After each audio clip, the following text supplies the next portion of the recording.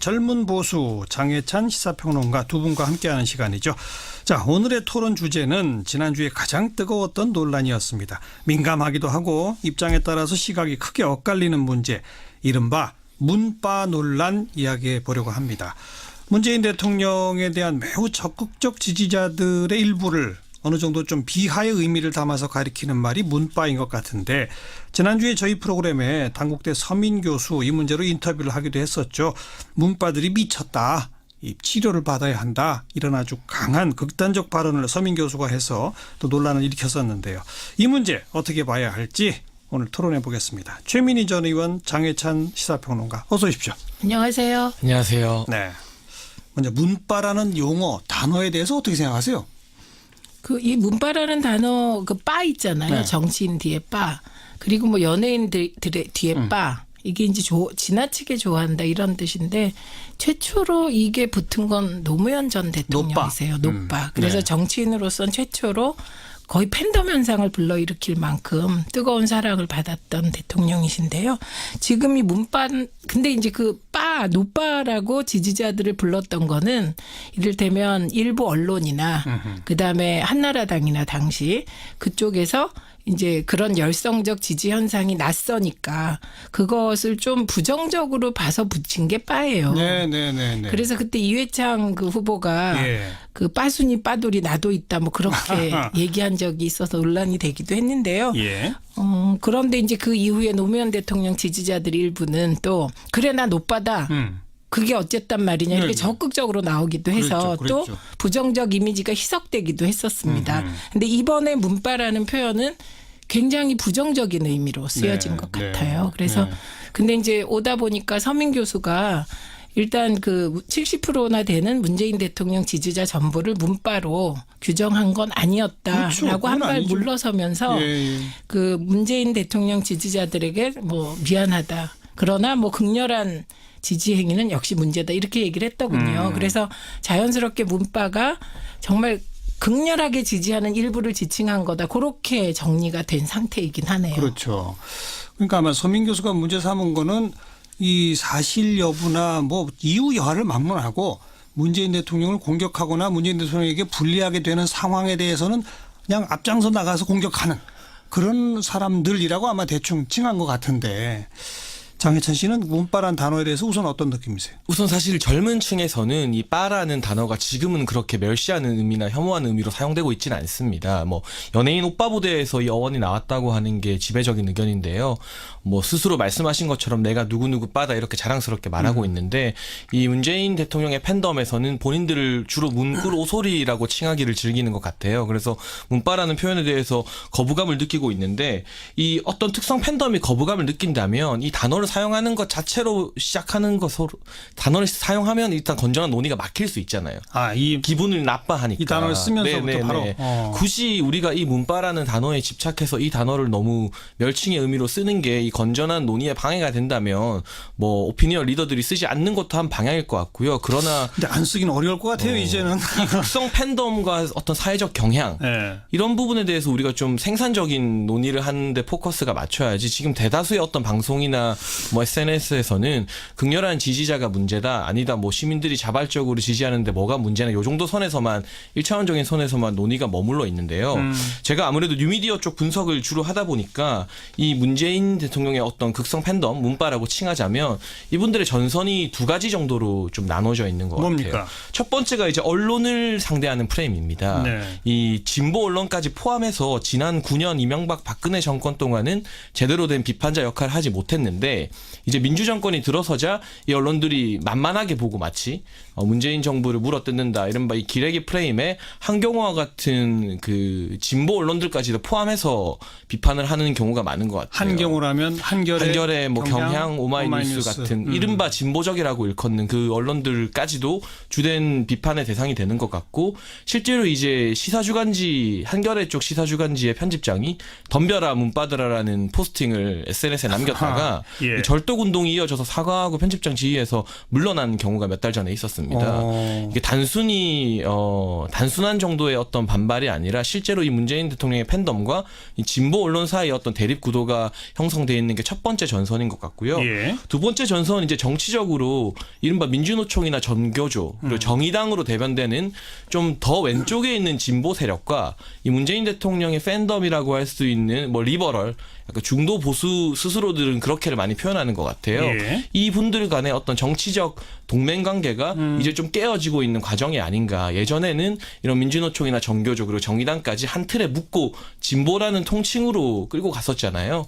그러나 이 노무현 정권을 거치고 경험을 하면서 또 문재인 대통령의 어떤 정권 재창출을 하게 되면서 이 지지자들이 지금도 정권이 바뀌었는데 민주노총이나 정교조에서는 촛불 정산을 이른바 요구하고 있습니다. 또 민주당 당사를 점거하기도 하고 있죠. 예, 예. 민주노총의 임원들이 그 부분에 있어서 이 진보 기존의 진보와 문재인 민주당 지지자들의 어떤 정치색이 분명하게 색을 띠면서 갈라지는 이 양대 전선에서 이 문바라는 현상이 나와 있는 것 같다. 이 부분을 좀 사회적인 어떤 경향으로서 심도 있게 분석할 필요가 있어 보입니다. 장해찬 씨가 뭐 상당히 정교하게 분석을 해 주셨는데 물론 그 전제로 이분들은 보수나 자유한국당이나 보수 언론에 대한 비판과 공격은 이미 기본 전제인 거죠. 그렇죠. 기본 전제에 네. 깔고 거기다 더 나아가서 이제는 이런 전선 진보 언론에 대한 또 보다 더 진보적 세력에 대한 공격과 비방까지도 가고 있다. 그렇게 보셨네요. 네, 저는 그게 나쁜 거라고는 판단하지 그러니까 좋다, 않고요. 나쁘다를 떠나서. 이 본인들의 어떤 지지자, 민주당 지지자 그리고 문재인 대통령 지지자들의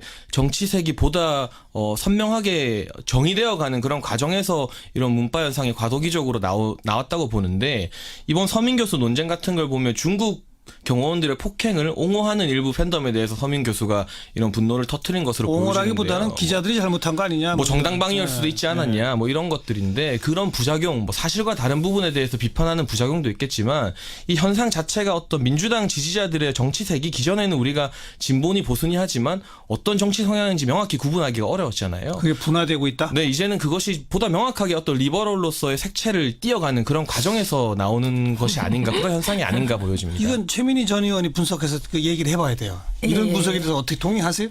일단은 제가 이런 생각을 했어요.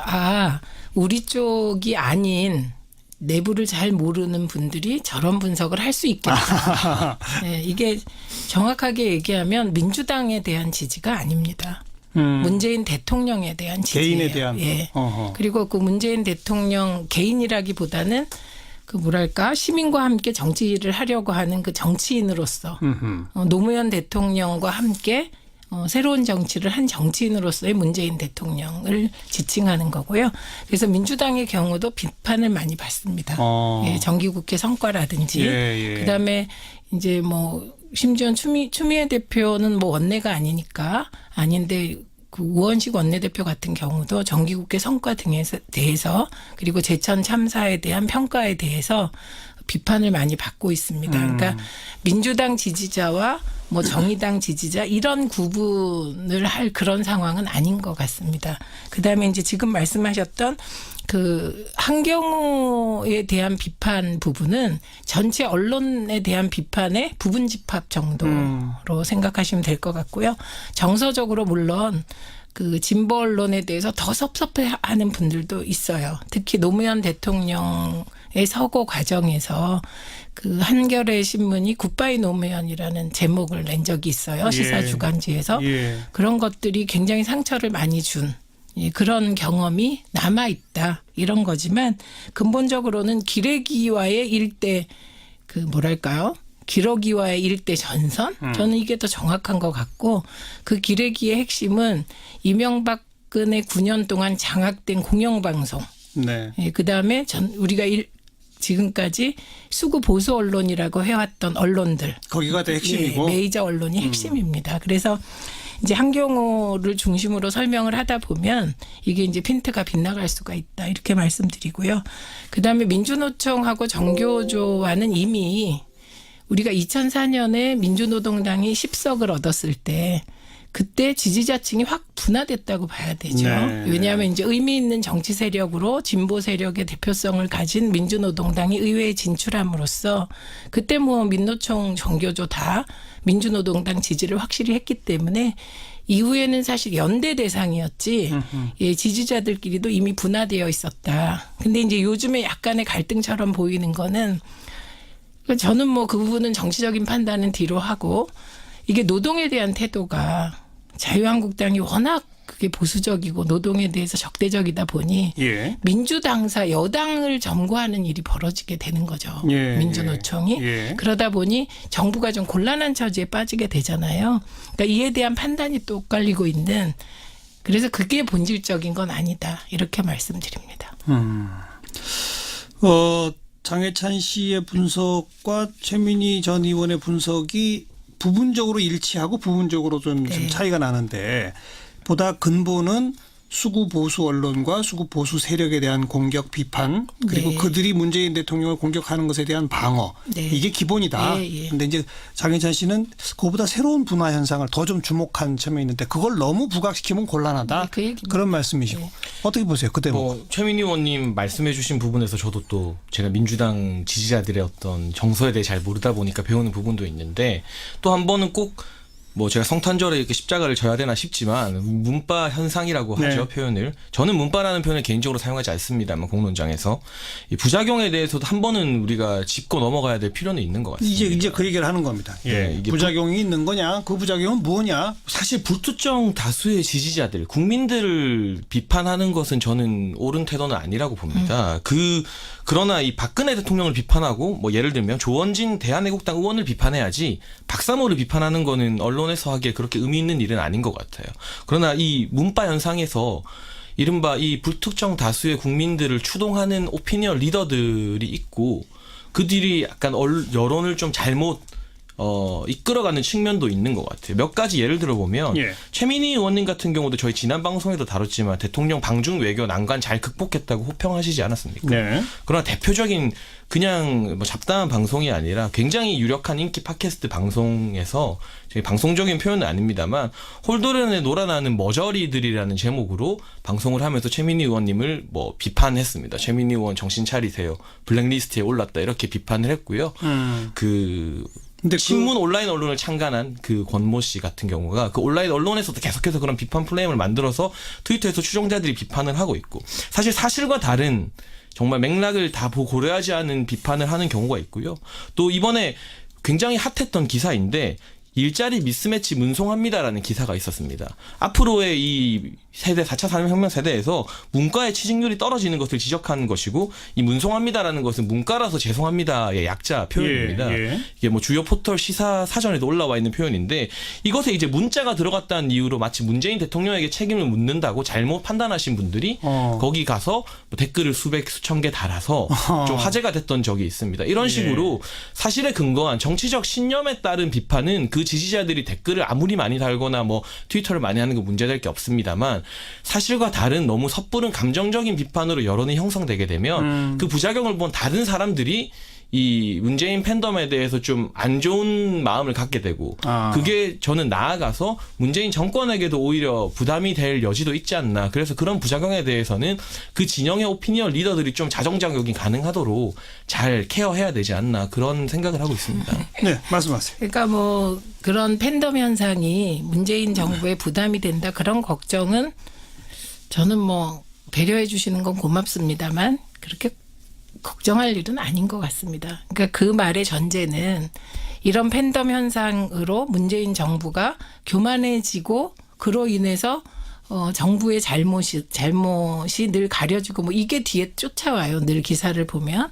근데 뭐 지금까지 그런 증거가 없기 때문에 이렇게 미리 걱정하실 일은 아닌 것 같습니다. 아니 장해찬 씨가 방금 우려한 거는 그런 팬덤 때문에 교만해져서 정책 판단이 잘못된다는 측면이 아니라 일부 너무 지나친 극성 행동을 보이는 사람들의 그 행태가 일반 국민들한테 눈살 찌푸러지게 만들면서 문재인 정부까지 미워하게 되는 거 아니냐라는 식으로 지금 말씀하시는 그렇죠. 거죠. 그러니까 이제 그 대목은 장해찬 씨뿐만 아니고 제가 지금 흐름을 쭉 말씀을 드리는 겁니다. 그게 그렇게 이어지는 하나의 비판이 있습니다. 네. 이건 뭐 걱정할 일이 아니다.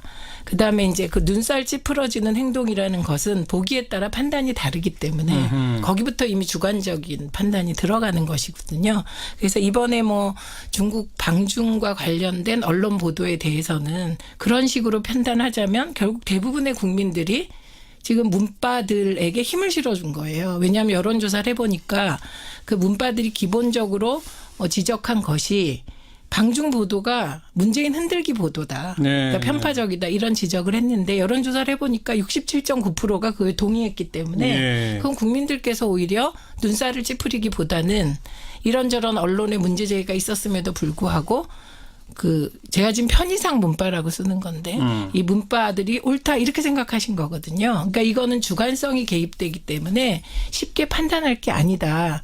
근데 이제 일반론적으로 저는 이제 이 부분만은 확실히 하고 싶은 게 폭언을 한다든지 네. 쌍욕을 한다든지 이런 것들을 좋아하는 사람들은 이 세상에서 한 명도 없을 거다. 그리고 그거는 온라인에 있는 뭐 정치인의 팬덤 현상 지지자들뿐만 아니고 우리가 지금 만나서 서로 쌍욕을 하면 그건 그 순간 깨지는 거잖아요. 예. 그래서 그런 것들은 아무도 동의하지 않을 거다. 이건 전제가 되는 것입니다. 그다음에 저는 이제 이거를 지금 말씀을 해주셨는데 저도 욕을 많이 먹어요. 네.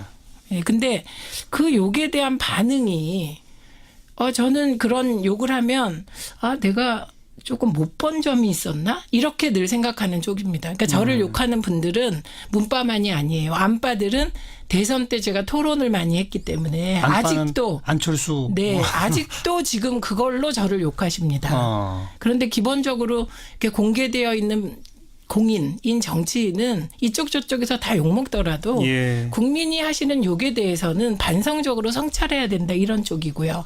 그리고 이제 지금 말씀하신 오피니언 리더들이 자정작용을 해야 한다. 이게 이제 또 핀트가 조금 안 맞는 말씀이신 게 오피니언 리더들이 예를 들면 지금 그 열성적인 팬덤 지지자들을 어떻게 할 수가 없습니다. 그냥 n분의 1일 뿐이에요. 예, 그래서 말 안 듣는다.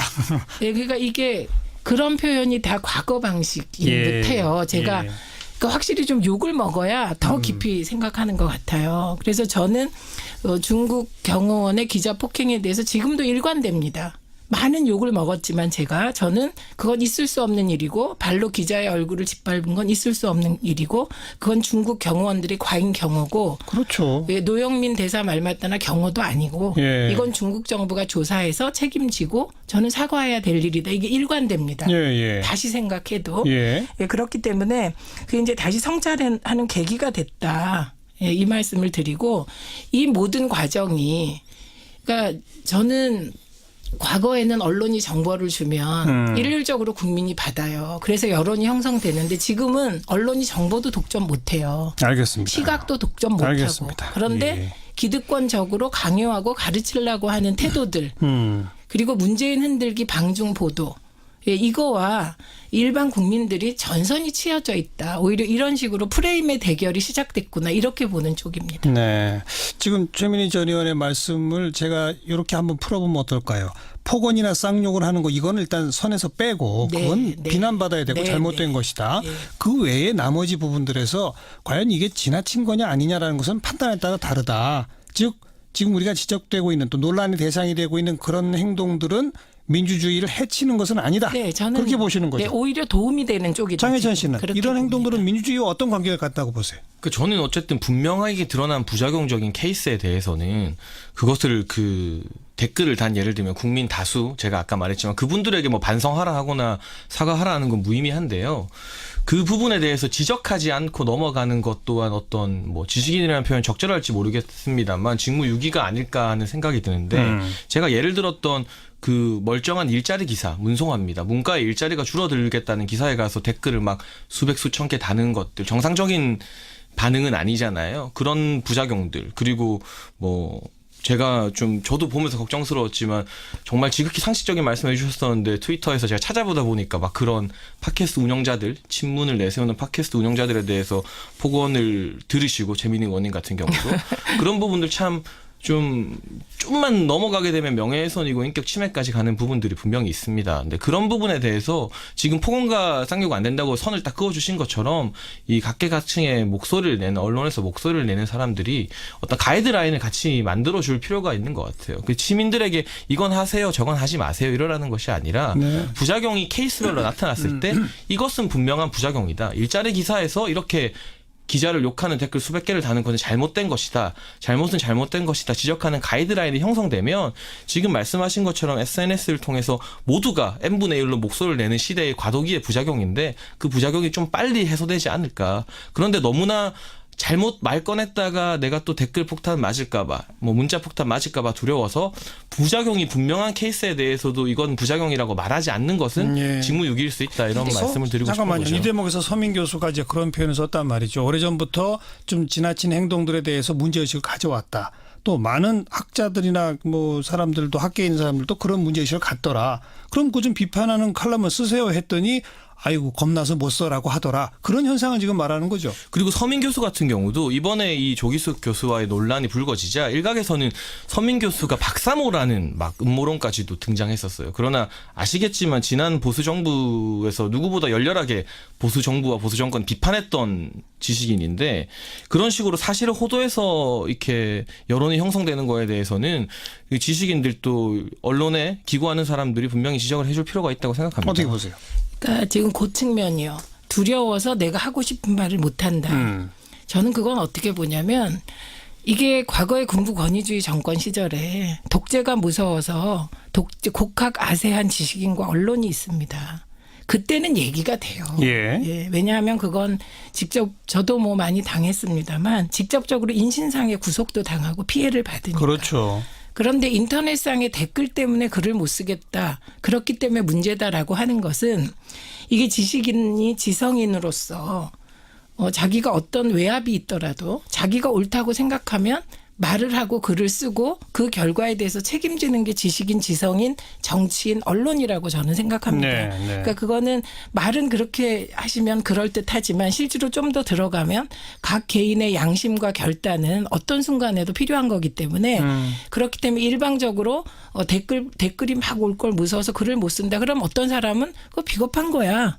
이렇게 얘기할 수 있다. 예. 그리고 무엇보다 중요한 것은 그러니까 오히려 저는 제가 그 댓글로 많이 욕을 먹어봤기 때문에 여러 가지 생각을 하면서 내린 결론이 그 댓글들 중에 폭언이 있어요. 그건 제외하고 그 합리적으로 고민해서 쓴 글들을 읽어보면 분명히 내 논리에 허점이 있었다. 혹은 논리는 완벽해도 문재인 지지자들에게는 그리고 저도 문재인 대통령을 강하게 지지하니까 지지자로서 뭔가 용납되지 않는 뭔가가 있었어요. 그래서 저는 옳다고 생각하고 문재인 대통령을 지지하지 않는 언론인이나 객관성을 가장한 지식인들은 제 논리가 완벽하다고 해도 지지자의 입장에서 또 해야 될 역할이 있더라고요. 그래서 저는 오히려 그동안에 언론이 너무 무소불위의 권력을 가져왔고 우리 사회의 정치인 지식인들은 굉장히 기득권자들이에요. 그 기득권자들이 새로운 패러다임에 자기를 한 번쯤 반성해 봤으면 좋겠다. 그리고 댓글 다는 거 가지고 이건 뭐 총칼로 억압하는 것도 아닌데. 알겠습니다. 예, 그렇게 새로운 패러다임이다고까지 예, 저는 규정하시네. 그렇게 봅니다. 그러면 서민 교수가 뭐 미쳤으니 치료를 좀 받을 필요가 있었다라는 식으로까지 약간 극단적 용어로 비판한 거에 대해서는 어떻게 생각하세요? 그러니까 서민 교수가 일반적으로 폭언이나 폭행이나 명예훼손성 행위에 대해서 비판했다면 그거는 저는 뭐 지금 타당하다. 문구 로소리 예. 팀에서도 거기서 내부에 글이 나오더라고요. 폭언은 우리 자제하자. 네, 쌍욕해서 빌미 주지 말자 네, 이렇게. 네. 그런데 문재인 지지자를 전부 문파라고 하고 그리고 정신병적이다라고 한 것은 그분 또한 오류에 빠진 것이죠. 과도하다. 예, 그리고 본인이 오늘 그 부분은 해명했죠. 일정 해명했기 부분. 때문에 저는 또 그 해명은 받아들여져야 된다고 생각합니다. 또 일부는요. 저에게 네 말이 가장 합리적이다. 이런 분도 계세요. 그러니까 댓글은 되게 다양하세요. 네. 네, 그래서 그 다양한 댓글을 내가 마음에 드는 건 좋아하고 마음에 안 드는 건 비난하고 이건 저는 정치인이나 지식인 언론의 태도여서는 안 된다고 봐요. 문재인 대통령 열성 지지층이라고만 해도 그 안에도 스펙트럼이 굉장히 그렇죠. 다양하거든요. 예. 네. 아무튼 장해찬 씨는 서민 교수 같이 지적할 건 계속 지적해야 한다. 그런 말씀이신 거죠. 네, 저도 네, 그분이- 지적을 하세요. 근데 그 지적을 우리가 무서워서 못한다. 이 말은 정말 우리가 부끄러운 얘기다. 제가 하는 얘기는 그런 뜻입니다. 그러니까 한 가지를 꼭 지적하고 싶은데 예를 들면 말씀하신 것처럼 어떤 공권력에 의해서 공권력의 탄압이 무서워서 말을 못하는 것보다는 지금 우리 사회가 한 단계 나아갔다고 봅니다. 네. 그것과는 비교할 수 없는 발전이라고 보는데요. 예. 좀 여유를 가졌으면 좋겠어요. 일반 지지자들이나 시민들이나 지금 또 문재인 정권의 지지율 최고치를 기록하고 있지 않습니까? 좀 다른 비판이라던가 아니면 민주당 내부에서의 어떤 합리적인 비판에 대해서도 이를테면 안희정 지사 같은 경우도 이 문재인 대통령 지지자들에 의해서 많은 곤욕을 치렀었죠, 받았죠. 사실은. 예. 그런 부분에 대해서 좀 다양한 목소리에 대해서 오히려 좀 여유롭게 관대하게 받아들이면 그게 뭐 사회의 다양성이나 다양한 논의에서도 좋을 뿐더러 오히려 문재인 대통령에게도 이 정권의 어떤 우호적인 여론을 만드는 데도 좀 더 도움이 되지 않을까 하는 생각을 하고 근데 있고요. 그 이제 저해를 다 드세요. 보수 쪽의 패널들이 예, 안희정 나오시면 공격받은 안희정 거. 공격받았다. 예. 저는 그건 똑같이 안희정 지사도 이런 공격들에 대해서 좀 여유 있게 지금 하신 말씀 다 적용된다고 생각을 하거든요. 네. 잘할 그래서 필요가 있다. 네. 예. 그래서 이건 모두에게 적용되는 일반론이시고요. 저는 한 가지 꼭 말씀드리고 싶은 게 지금 문재인 대통령을 지지했던 국민들은 노무현 대통령 서거와 관련하여 그것이 정말 언론의 모욕주기. 이게 그 권부와 언론이 결합됐고 그게 이제 자료로서 증명되고 예, 있지 않습니까? 예.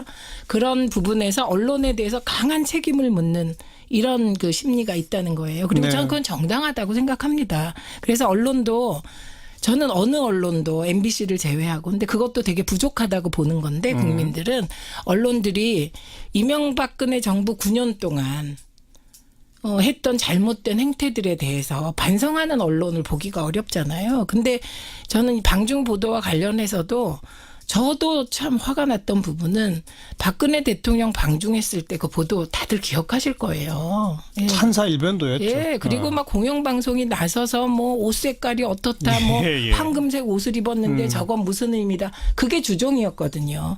그에 반해서 우리 문재인 대통령이 방중했을 때는 첫날부터 비판을 했어요. 있지도 않은 홀대론에 막 혼밥도 아닌데 그런 식으로 막 만들어서 비판 일색의 보도를 한 것은 저는 과거에도 못 봤어요. 적어도 하루 이틀은 알겠습니다. 안 그랬거든요. 그래서 예. 언론도 좀 자기 반성을 철저하게 할 필요가 있다. 이렇게 생각을 합니다. 네. 오늘 이 이른바 문바를 가지고 정치인에 대한 열성적 지지층들의 각종 다양한 행동들 가운데 일각에서 눈살 찌푸려진다 문제 있다라고 지적하는 어떤 현상. 그 현상에 대해서 우리가 토론해 본 거거든요. 여기서는 두 분의 시각 차이가 제가 볼 때 뚜렷이 좀 나타난 것 같아요. 장해찬 씨는 지적할 건 지적해야 한다. 사실에 근거하지 않은 우르르 댓글 달기라든지 뭐 이런 부분들 이건 뭐 문제 있다라고 보시는 것 같고 최민희 전 의원께서는 이건 이제는 언론도 정보도 독점될 수 없는 새로운 시대의 새로운 패러다임이다. 네. 우리가 조금 여유를 갖고 넓은 마음으로 보자. 여기에 또 적응할 필요가 있다. 이렇게 양분의 시각 차이가 나네요. 청취자 여러분은 어떤 생각이실지 네, 두 분의 토론을 지켜보시면서도 지금 많은 댓글들이 올라옵니다. 두 분 다 욕 먹고 있네요. 내가 보니까. 제가 조금 더 많이 먹을 것 같습니다. 오늘 여기까지 하겠습니다. 최민희 전 의원, 시사평론가 장해찬 씨 수고하셨습니다. 감사합니다. 네. 문재인 대통령을 공격하는 것에 대한 방어 네. 이게 기본이다. 예. 근데 이제 장해찬 씨는 그보다 새로운 분화 현상을 더 좀 주목한 점이 있는데 그걸 너무 부각시키면 곤란하다. 네, 그 얘기입니다. 그런 말씀이시고 어떻게 보세요? 그 대목. 최민희 의원님 말씀해주신 부분에서 저도 또 제가 민주당 지지자들의 어떤 정서에 대해 잘 모르다 보니까 배우는 부분도 있는데 또 한 번은 꼭 뭐 제가 성탄절에 이렇게 십자가를 져야 되나 싶지만 문바 현상이라고 하죠. 네. 표현을. 저는 문바라는 표현을 개인적으로 사용하지 않습니다만 공론장에서 이 부작용에 대해서도 한 번은 우리가 짚고 넘어가야 될 필요는 있는 것 같습니다. 이제 그 얘기를 하는 겁니다. 네, 이게 부작용이 있는 거냐? 그 부작용은 뭐냐? 사실 불특정 다수의 지지자들, 국민들을 비판하는 것은 저는 옳은 태도는 아니라고 봅니다. 그러나 이 박근혜 대통령을 비판하고 뭐 예를 들면 조원진 대한애국당 의원을 비판해야지 박사모를 비판하는 거는 언론에서 하기에 그렇게 의미 있는 일은 아닌 것 같아요. 그러나 이 문바 현상에서 이른바 이 불특정 다수의 국민들을 추동하는 오피니언 리더들이 있고 그들이 약간 여론을 좀 잘못 이끌어가는 측면도 있는 것 같아요. 몇 가지 예를 들어보면 예. 최민희 의원님 같은 경우도 저희 지난 방송에도 다뤘지만 대통령 방중 외교 난관 잘 극복했다고 호평하시지 않았습니까? 네. 그러나 대표적인 그냥 뭐 잡다한 방송이 아니라 굉장히 유력한 인기 팟캐스트 방송에서 저희 방송적인 표현은 아닙니다만 홀도련에 놀아나는 머저리들이라는 제목으로 방송을 하면서 최민희 의원님을 뭐 비판했습니다. 최민희 의원 정신 차리세요. 블랙리스트에 올랐다 이렇게 비판을 했고요. 근데 신문 온라인 언론을 창간한 그 권모 씨 같은 경우가 그 온라인 언론에서도 계속해서 그런 비판 플레임을 만들어서 트위터에서 추종자들이 비판을 하고 있고 사실 사실과 다른 정말 맥락을 다 고려하지 않은 비판을 하는 경우가 있고요. 또 이번에 굉장히 핫했던 기사인데 일자리 미스매치 문송합니다라는 기사가 있었습니다. 앞으로의 이 세대 4차 산업혁명 세대에서 문과의 취직률이 떨어지는 것을 지적한 것이고 이 문송합니다라는 것은 문과라서 죄송합니다의 약자 표현입니다. 예. 이게 뭐 주요 포털 시사 사전에도 올라와 있는 표현인데 이것에 이제 문자가 들어갔다는 이유로 마치 문재인 대통령에게 책임을 묻는다고 잘못 판단하신 분들이 거기 가서 뭐 댓글을 수백 수천 개 달아서 좀 화제가 됐던 적이 있습니다. 이런 식으로 사실에 근거한 정치적 신념에 따른 비판은 그 지지자들이 댓글을 아무리 많이 달거나 뭐 트위터를 많이 하는 거 문제될 게 없습니다만 사실과 다른 너무 섣부른 감정적인 비판으로 여론이 형성되게 되면 그 부작용을 본 다른 사람들이 이 문재인 팬덤에 대해서 좀 안 좋은 마음을 갖게 되고 그게 젊은 보수 장혜찬 시사평론가 두 분과 함께하는 시간이죠. 자, 오늘의 토론 주제는 지난주에 가장 뜨거웠던 논란이었습니다. 민감하기도 하고 입장에 따라서 시각이 크게 엇갈리는 문제, 이른바 문빠 논란 이야기해 보려고 합니다. 문재인 대통령에 대한 매우 적극적 지지자들의 일부를 어느 정도 좀 비하의 의미를 담아서 가리키는 말이 문빠인 것 같은데 지난주에 저희 프로그램에 단국대 서민 교수 이 문제로 인터뷰를 하기도 했었죠. 문빠들이 미쳤다. 이 치료를 받아야 한다. 이런 아주 강한 극단적 발언을 서민 교수가 해서 또 논란을 일으켰었는데요. 이 문제 어떻게 봐야 할지 오늘 토론해 보겠습니다. 최민희 전 의원, 장혜찬 시사평론가 어서 오십시오. 안녕하세요. 안녕하세요. 네. 먼저 문빠라는 용어, 단어에 대해서 어떻게 생각하세요? 이 문빠라는 단어 그 빠 있잖아요. 네. 정치인 뒤에 빠. 그리고 뭐 연예인들의 뒤에 빠. 이게 이제 지나치게 좋아한다 이런 뜻인데 최초로 이게 붙은 건 노무현 전 대통령이세요. 노빠. 그래서 네. 정치인으로선 최초로 거의 팬덤 현상을 불러일으킬 만큼 뜨거운 사랑을 받았던 대통령이신데요. 지금 이 문빠, 근데 이제 노빠라고 지지자들을 불렀던 거는 이를테면 일부 언론이나 그다음에 한나라당이나 당시 그쪽에서 이제 그런 열성적 지지 현상이 낯서니까 그것을 좀 부정적으로 봐서 붙인 게 빠예요. 네. 그래서 그때 이회창 그 후보가 그 빠순이 빠돌이 나도 있다 뭐 그렇게 얘기한 적이 있어서 논란이 되기도 했는데요. 예. 그런데 이제 그 이후에 노무현 대통령 지지자들 일부는 또 그래 나 노빠다.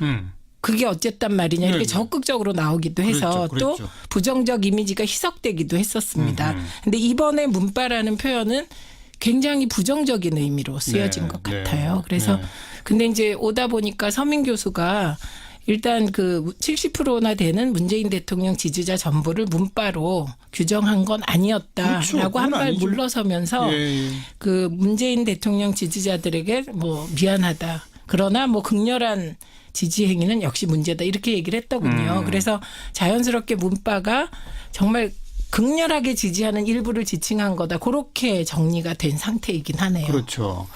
그러니까 아마 서민 교수가 문제 삼은 거는 이 사실 여부나 뭐 이유 여하를 막론하고 문재인 대통령을 공격하거나 문재인 대통령에게 불리하게 되는 상황에 대해서는 그냥 앞장서 나가서 공격하는. 내가 아니니까 아닌데 그 우원식 원내대표 같은 경우도 정기국회 성과 등에 대해서 그리고 제천 참사에 대한 평가에 대해서 비판을 많이 받고 있습니다. 그러니까 민주당 지지자와 뭐 정의당 지지자 이런 구분을 할 그런 상황은 아닌 것 같습니다. 그다음에 이제 지금 말씀하셨던 그 한경호에 대한 비판 부분은 전체 언론에 대한 비판의 부분 집합 정도로 생각하시면 될 것 같고요.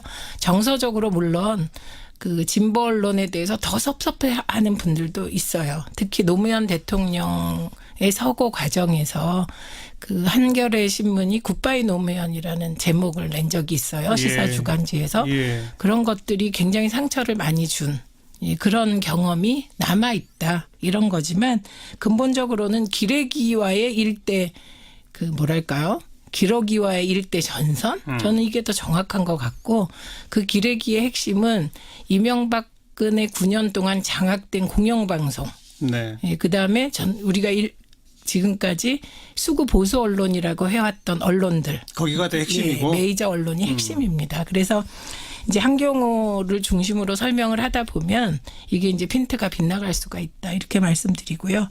그다음에 민주노총하고 정교조와는 이미 우리가 2004년에 민주노동당이 10석을 얻었을 때 그때 지지자층이 확 분화됐다고 봐야 되죠. 네. 왜냐하면 이제 의미 있는 정치 세력으로 진보 세력의 대표성을 가진 민주노동당이 의회에 진출함으로써 그때 뭐 민노총 정교조 다 민주노동당 지지를 확실히 했기 때문에 이후에는 사실 연대 대상이었지 예, 지지자들끼리도 이미 분화되어 있었다. 근데 이제 요즘에 약간의 갈등처럼 보이는 거는 저는 뭐 그 부분은 정치적인 판단은 뒤로 하고 이게 노동에 대한 태도가 자유한국당이 워낙 그게 보수적이고 노동에 대해서 적대적이다 보니 예. 민주당사 여당을 점거하는 일이 벌어지게 되는 거죠. 예, 민주노총이. 예. 그러다 보니 정부가 좀 곤란한 처지에 빠지게 되잖아요.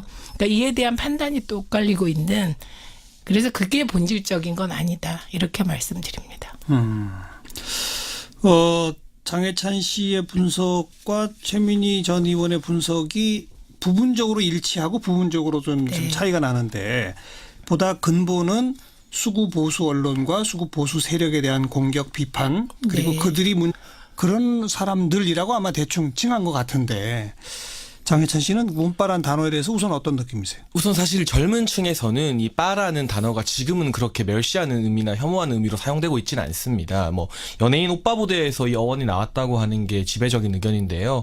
뭐 스스로 말씀하신 것처럼 내가 누구누구 빠다 이렇게 자랑스럽게 말하고 있는데 이 문재인 대통령의 팬덤에서는 본인들을 주로 문꿀 오소리라고 칭하기를 즐기는 것 같아요. 그래서 문빠라는 표현에 대해서 거부감을 느끼고 있는데 이 어떤 특성 팬덤이 거부감을 느낀다면 이 단어를 사용하는 것 자체로 시작하는 것으로 단어를 사용하면 일단 건전한 논의가 막힐 수 있잖아요.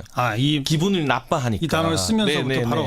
굳이 우리가 이 문바라는 단어에 집착해서 이 단어를 너무 멸칭의 의미로 쓰는 게 이 건전한 논의에 방해가 된다면 뭐 오피니언 리더들이 쓰지 않는 것도 한 방향일 것 같고요. 그러나 근데 안 쓰기는 어려울 것 같아요. 이제는. 이 극성 팬덤과 어떤 사회적 경향 네. 이런 부분에 대해서 우리가 좀 생산적인 논의를 하는데 포커스가 맞춰야지 지금 대다수의 어떤 방송이나 뭐 SNS에서는 극렬한 지지자가 문제다 아니다 뭐 시민들이 자발적으로 지지하는데 뭐가 문제나 요 정도 선에서만 1차원적인 선에서만 논의가 머물러 있는데요. 제가 아무래도 뉴미디어 쪽 분석을 주로 하다 보니까 이 문재인 대통령의 어떤 극성 팬덤 문바라고 칭하자면 이분들의 전선이 두 가지 정도로 좀 나눠져 있는 것 뭡니까? 같아요. 첫 번째가 이제 언론을 상대하는 프레임입니다. 네. 이 진보 언론까지 포함해서 지난 9년 이명박 박근혜 정권 동안은 제대로 된 비판자 역할을 하지 못했는데 이제 민주정권이 들어서자 이 언론들이 만만하게 보고 마치 문재인 정부를 물어뜯는다 이른바 이 기레기 프레임에 한경호와 같은 그 진보 언론들까지도 포함해서 비판을 하는 경우가 많은 것 같아요. 한경우라면 한결의 뭐 경향, 오마이뉴스 같은 이른바 진보적이라고 일컫는 그 언론들까지도 주된 비판의 대상이 되는 것 같고 실제로 이제 시사주간지 한겨레 쪽 시사주간지의 편집장이 덤벼라 문바드라라는 포스팅을 SNS에 남겼다가 예. 절독운동이 이어져서 사과하고 편집장 지휘에서 물러난 경우가 몇 달 전에 있었습니다. 이게 단순한 정도의 어떤 반발이 아니라 실제로 이 문재인 대통령의 팬덤과 이 진보 언론 사이의 어떤 대립 구도가 형성되어 있는 게 첫 번째 전선인 것 같고요. 예. 두 번째 전선은 이제 정치적으로 이른바 민주노총이나 전교조 그리고 정의당으로 대변되는 좀 더 왼쪽에 있는 진보 세력과 이 문재인 대통령의 팬덤이라고 할 수 있는 뭐 리버럴 약간 중도 보수 스스로들은 그렇게를 많이 표현하는 것 같아요. 예. 이 분들 간의 어떤 정치적 동맹 관계가 이제 좀 깨어지고 있는 과정이 아닌가. 예전에는 이런 민주노총이나 정교조 그리고 정의당까지 한 틀에 묶고 진보라는 통칭으로 끌고 갔었잖아요. 그러나 이 노무현 정권을 거치고 경험을 하면서 또 문재인 대통령의 어떤 정권 재창출을 하게 되면서 이 지지자들이 지금도 정권이 바뀌었는데 민주노총이나 정교조에서는 촛불 정산을 이른바 요구하고 있습니다. 또 민주당 당사를 점거하기도 하고 있죠. 예, 예. 민주노총의 임원들이. 그 부분에 있어서 이 기존의 진보와 문재인 민주당 지지자들의 어떤 정치색이 분명하게 색을 띠면서 갈라지는 이 양대 전선에서 이 문바라는 현상이 나와 있는 것 같다. 이 부분을 좀 사회적인 어떤 경향으로서 심도 있게 분석할 필요가 있어 보입니다. 장해찬 씨가 뭐 상당히 정교하게 분석을 해 주셨는데 물론 그 전제로 이분들은 보수나 자유한국당이나 보수 언론에 대한 비판과 공격은 이미 기본 전제인 거죠. 그렇죠. 기본 전제에 네. 깔고 거기다 더 나가서 이제는 이런 전선 진보 언론에 대한 또 보다 더 진보적 세력에 대한 공격과 비방까지도 가고 있다. 그렇게 보셨네요. 네, 저는 그게 나쁜 거라고는 판단하지 그러니까 좋다, 않고요. 나쁘다를 떠나서. 이 본인들의 어떤 지지자, 민주당 지지자 그리고 문재인 대통령 지지자들의 정치색이 보다 선명하게 정의되어 가는 그런 과정에서 이런 문바 현상이 과도기적으로 나왔다고 보는데 이번 서민 교수 논쟁 같은 걸 보면 중국 경호원들의 폭행을 옹호하는 일부 팬덤에 대해서 서민 교수가 이런 분노를 터뜨린 것으로 보여지는데요. 옹호라기보다는 기자들이 잘못한 거 아니냐. 뭐 정당방위할 수도 있지 않았냐 네. 뭐 이런 것들인데 그런 부작용 뭐 사실과 다른 부분에 대해서 비판하는 부작용도 있겠지만 이 현상 자체가 어떤 민주당 지지자들의 정치색이 기존에는 우리가 진보니 보수니 하지만 어떤 정치 성향인지 명확히 구분하기가 어려웠잖아요. 그게 분화되고 있다. 네, 이제는 그것이 보다 명확하게 어떤 리버럴로서의 색채를 띄어가는 그런 과정에서 나오는 것이 아닌가, 그런 현상이 아닌가 보여집니다. 이건 최민희 전 의원이 분석해서 그 얘기를 해봐야 돼요. 이런 예. 분석에 대해서 어떻게 동의하세요? 일단은 제가 이런 생각을 했어요. 우리 쪽이 아닌 내부를 잘 모르는 분들이 저런 분석을 할 수 있겠다. 네, 이게 정확하게 얘기하면 민주당에 대한 지지가 아닙니다. 문재인 대통령에 대한 지지예요. 개인에 대한. 예. 어허. 그리고 그 문재인 대통령 개인이라기보다는 그 뭐랄까 시민과 함께 정치를 하려고 하는 그 정치인으로서 노무현 대통령과 함께 새로운 정치를 한 정치인으로서의 문재인 대통령을 지칭하는 거고요. 그래서 민주당의 경우도 비판을 많이 받습니다. 예, 정기국회 성과라든지 예, 예. 그다음에 이제 뭐 심지어 추미애 대표는 뭐